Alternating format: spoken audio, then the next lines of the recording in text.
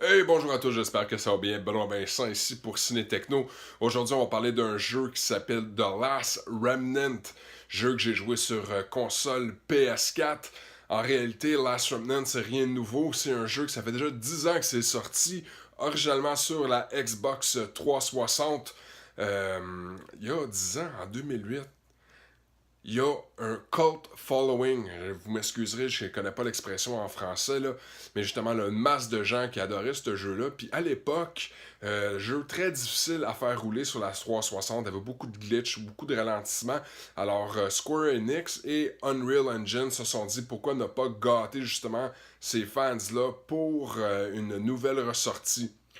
Jadis, le jeu était disponible sur Steam et tout dernièrement, on a remarqué que le jeu est retiré, n'étant peut-être sous l'emprise d'une exclusivité Sony. Alors, The Last Remnant, c'est un jeu qu'on appelle turn-based.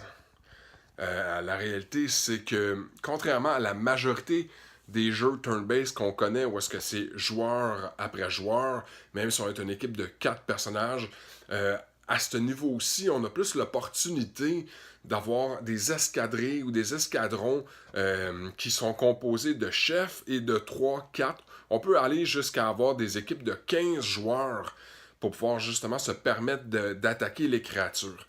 On parle d'une mise en scène qui est quand même épique à la base. Les Remnants, ce sont des artifices, des artefacts qui sont logés dans les sociétés, permettant d'avoir une protection, un avantage, peut apporter puissance et pouvoir à différentes cultures. Et ça, on va aller découvrir exactement ce qui se cache derrière ces Remnants-là. Une histoire qui est classique dans son genre. Alors, c'est pas pour rien que ça va faire 10 ans que c'est sorti, que les gens aiment toujours ça. Le gameplay se dit correct.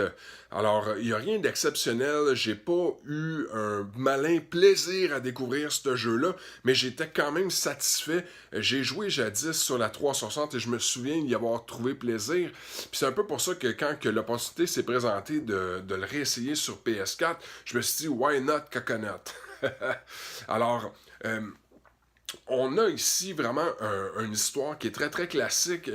Où est-ce qu'on a un frère, une sœur kidnappée, des créatures qui, peut-être qu'en 2008, ça disait original, mais aujourd'hui, on a tellement vu ces personnages chats-là, ou bien ces hommes poissons régner les plateformes de Square Enix, que j'avoue là, que c'est plus tant original aujourd'hui.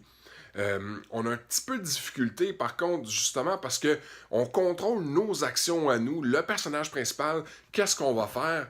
On est capable d'enchaîner certaines actions de façon concise, mais il y a un pouvoir au niveau de l'intelligence artificielle qui est là.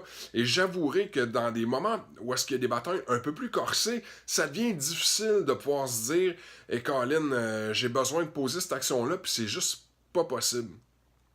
Il y a beaucoup d'effets surprises où est-ce que, même si on a l'opportunité de sauvegarder où on veut, quand qu'on veut, il n'y a rien qui nous empêche qu'on rouvre des portes. Il y a 2, 3, 4 patrons qui nous sortent au visage et que ça vient compliquer la donne.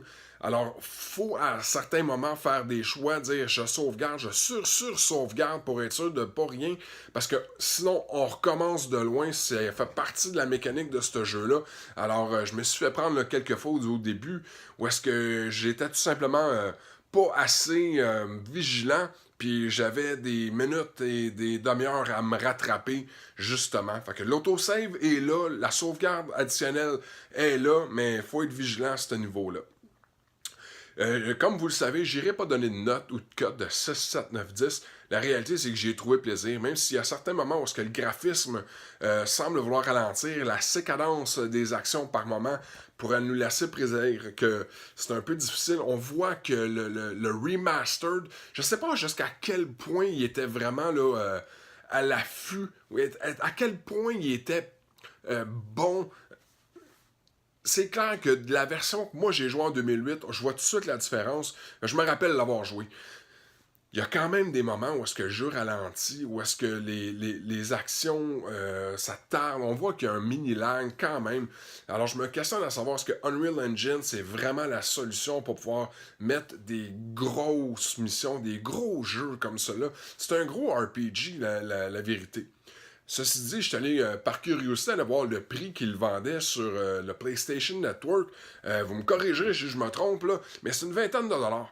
La réalité, c'est qu'un jeu de ce calibre-là, pour 20$, je trouve que ça vaut quand même bien gros la peine. C'est aussi vraiment là, une dynamique intéressante au niveau des escouades. J'ai pas vraiment retrouvé ça ailleurs pour les jeux.